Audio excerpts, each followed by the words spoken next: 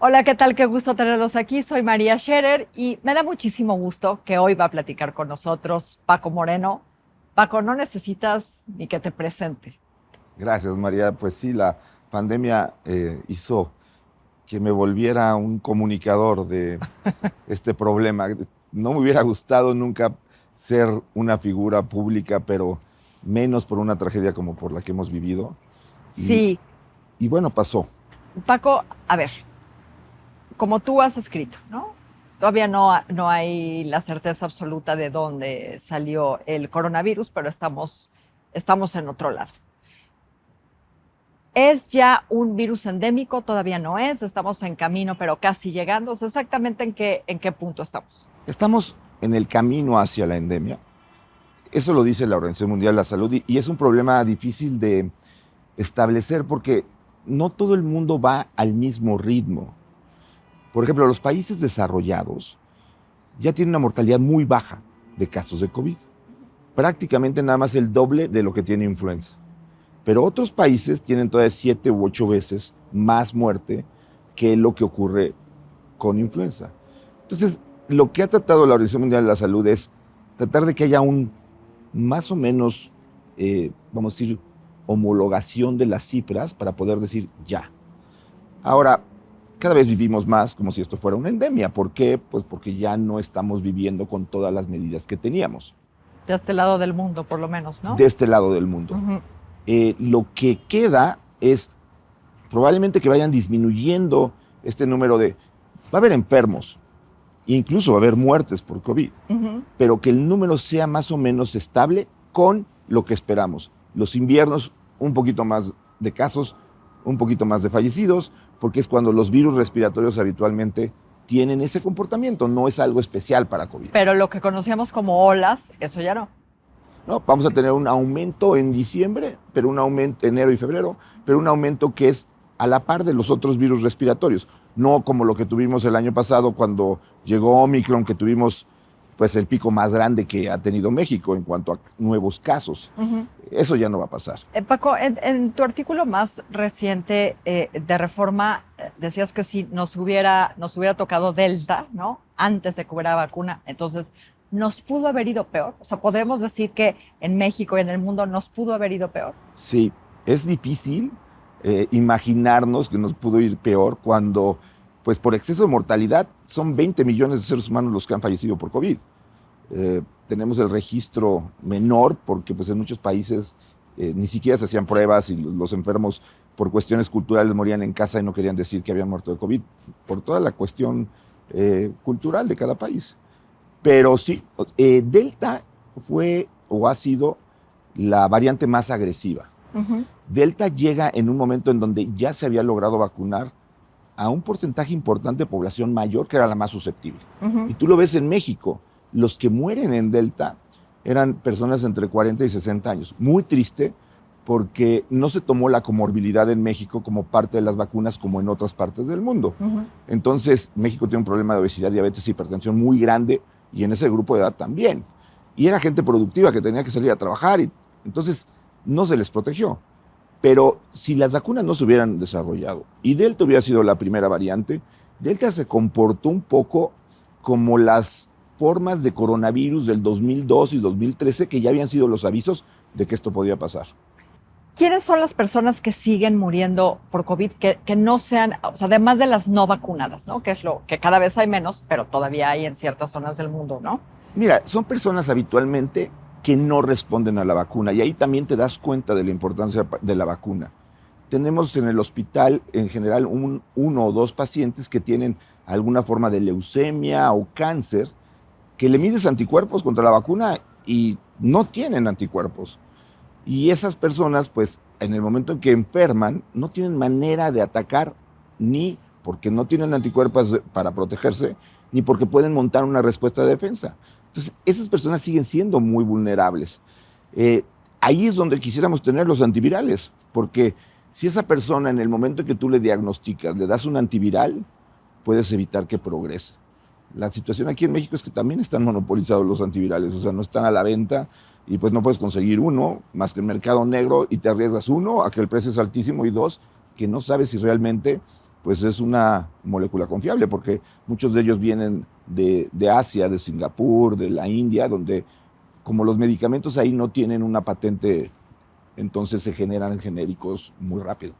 Y decías que actualmente mueren por COVID el doble de personas que por influenza. Sí, para darte una idea, por cada 10,000 personas que tienen influenza mueren 13.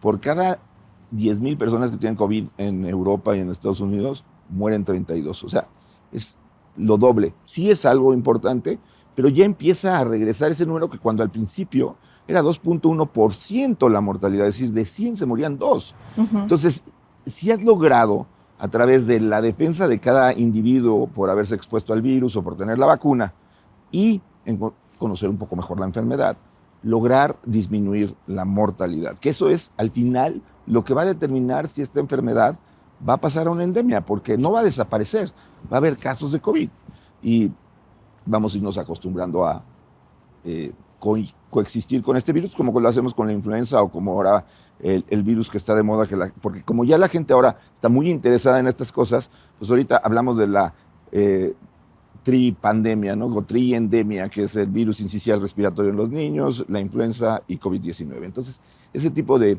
virus que tienen esa alza en diciembre, enero y febrero, pues así se va a comportar COVID. Entonces, digamos, nada más para aclararlo, se va a declarar fase endémica cuando en zonas del mundo, partes del mundo como África, ¿no? Ciertas zonas de Asia, América hacia el sur, ¿cómo está?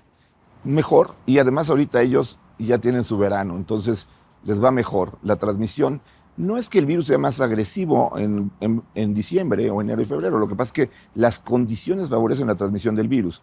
Estás con frío, lugares cerrados, más reuniones, no hay buena ventilación, no hay buena calidad de aire, y eso hace que aumenten las infecciones. Entonces, ellos están ahorita entrando también en esta fase. Si tú ves el número de casos, pues ha ido hacia la baja. O sea, ¿qué se calcula, Paco? ¿Que declarará la OMS que ya estamos en la fase endémica cuándo? Yo creo que en cuanto pase el invierno del hemisferio norte, que será yo creo que en marzo y abril, se va a hablar de una fase endémica. También lo hacen para tratar de que la desigualdad que ha habido en la distribución de vacunas se alcance, ¿no? Porque hay países todavía que tienen una vacunación muy por debajo. México estaría entre esos por cuestiones no de tipo distribución, sino de cuestión política, ¿no? O sea, aquí seguimos sin vacunar a niños entre 6 meses y 4 años, todavía no se termina de vacunar entre los 5 y los 12, no están interesados en traer la vacuna bivalente, que es como la vacuna actualizada, la nueva vacuna. Entonces, eso te vuelve vulnerable, ¿no? Entonces, México va a ser de los países que a lo mejor la mortalidad todavía va a seguir siendo alta un poco de tiempo antes de que lleguemos a esa fase. Yo creo que si esos factores se llevan como vamos y no aparece nada fuera de lo normal, estaríamos entrando a una endemia. Ahora, estamos cerca de la endemia, pero viene una fase súper complicada, que son todas las consecuencias del COVID. Las secuelas. Las secuelas, el COVID largo, que no está, bueno, tú me dirás, pero no está suficientemente estudiado, ¿no? Falta meterle un montón a estudio e investigación y pues apagar los daños, ¿no? Y fíjate que la historia del COVID largo es impresionante. COVID largo, el término viene de un tuit. Una inglesa, después de 4 meses de que había tenido COVID, decía, oye, yo tengo secuelas de COVID. Y le ponen, por favor, háganme caso, yo tengo long COVID. Y entonces a través de ese tuit se empezaron a juntar y empezaron a aparecer muchos que tenían síntomas como que no se podían concentrar, que tenían fatiga crónica, y empezaron a ver que no era solamente el paciente que había estado en el hospital y que salía con los pulmones dañados, porque pues, eso lo esperabas, pero gente que había tenido cuadros muy, pues vamos a decir, banales, benignos, leves, y que de repente desarrollaba este tipo de problemas. Y se calcula, según estudios tanto en Inglaterra como en Francia, de que 10% de las personas que tienen COVID pueden desarrollar COVID largo. Y el estudio de Francia es todavía más preocupante porque ellos toman al año de que los pacientes habían tenido COVID. Y 10% estás hablando de que si en el mundo oficialmente hay 650 millones de personas que tuvieron COVID, en la realidad probablemente sean 1,000 millones, el 10% son 100 millones. es el doble de VIH. Es una cifra muy alarmante, que lo que estamos tratando de hacer es preparar al médico general, el médico de primer contacto, para que pueda atender estos casos. Porque además, como tú lo dices muy bien, no los conocemos bien, no sabemos bien por qué ocurre, no sabemos bien qué es lo que le pasa a estas personas, porque unos sí y unos no, porque a unos les dura poco, a otros más. Y por lo tanto, tampoco tenemos tratamiento. Algunos tienen daños irreversibles, ¿no? Claro. Otros no. Claro, hay gente que se queda sin olfato, hay gente que pierde el sabor de los alimentos y además muchos de ellos no solamente lo pierde, sino lo distorsiona. Hay un término en donde las personas, todo les sabe podrido, entonces empiezan a bajar de peso, a deprimirse. El daño en salud mental, que es muy difícil evaluar nada más por COVID y la enfermedad, porque vienes además lo que es el aislamiento, el confinamiento, el miedo. Todo eso ha generado que en estudios como en Japón aumentó 900 veces la mortalidad de mujeres por suicidio. En Japón. 900 veces. Bueno, y en países como el nuestro, en donde la salud mental, digo, si la medicina pública está atrasada, la salud mental... Terrible, porque más. estás viviendo además pues una situación social muy complicada, en donde es un problema más a una gran cantidad de problemas que vienen de fondo. Entonces, una ciudad como la nuestra, 18 millones de habitantes tomando las zonas conurbadas, un roce continuo, una polarización que se ha dado en la sociedad por cuestiones que sabemos, y agrégale ahora el daño de COVID, que puede ser que una persona ande con ansiedad, con depresión, con angustia voluble, y pues ves luego escenas como que alguien agarra a otra persona y la avienta en un puente y la avienta del puente y la mata, y dices, esto está fuera de contexto. ¿Cuánto más, Paco, va a costar la salud pública como consecuencia del COVID? Yo creo que tiene una consecuencia enorme por varias razones. Le estás afectando a la atención primaria de la salud y le generaste también al mexicano, y esto es una cosa que tenemos que aceptar, una falta de confianza en sus servicios de salud. Muchos perdieron a sus familiares y no los pudieron ni siquiera ver, porque así es la enfermedad. Entonces, cuando tú le preguntas a la gente, prefiere ir a una farmacia a que lo chequen que ir a una institución de salud pública. Entonces, se ha perdido mucha la confianza del mexicano en los servicios de salud. Y eso es muy peligroso, porque entonces, ¿quiénes van a vigilar esos diabéticos? ¿Quiénes van a vigilar esos hipertensos? Y en unos 5 o 10 años vamos a tener una población con enfermedades crónico-degenerativas muy avanzadas, que no va a haber un sistema de salud público que pueda ser capaz de atenderlos. Si no se hace una planeación desde ahorita en cómo ayudar a esas personas, el problema de salud pública en México es muy complicado. Bueno, Paco, y una obviedad, pero no para todo mundo. En invierno, medidas como si hubiera COVID todavía. Y sobre todo si tienes alguna cuestión vulnerable, o sea, si eres una gente de más de 60 años, si tienes diabetes, obesidad, hipertensión, o si tienes algún tratamiento para cáncer, como lo comentábamos, ¿no?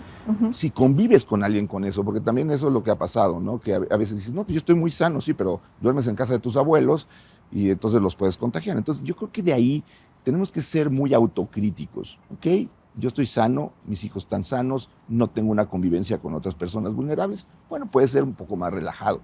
Pero en invierno, si tienes vulnerabilidad, no solamente te proteges contra COVID, te proteges contra influenza y con otros virus y otro tipo de neumonías. Entonces, sabemos que en invierno, una de las principales causas de mortalidad en el mundo, en gente mayor, es infecciones respiratorias. Nos lo han enseñado. Yo creo que COVID nos enseñó esto, como cólera enseñó que no deberías de tomar agua de la llave. De la llave, claro. Paco, un placer tenerte aquí. Un gusto estar contigo. Muchísimas gracias. Muchísimas gracias a ustedes. Soy María Scherer. Nos vemos aquí la próxima semana.